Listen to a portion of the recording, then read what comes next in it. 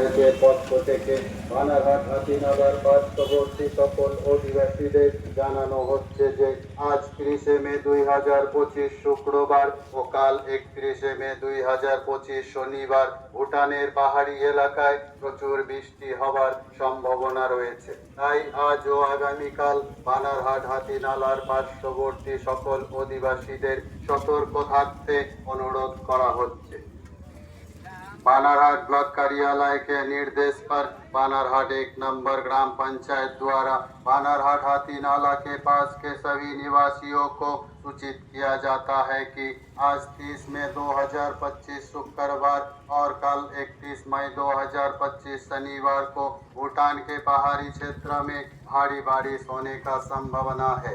इसलिए बानारहाट हाथीनाला के पास के सभी निवासियों से अनुरोध है कि वो आज और कल सतर्क रहे।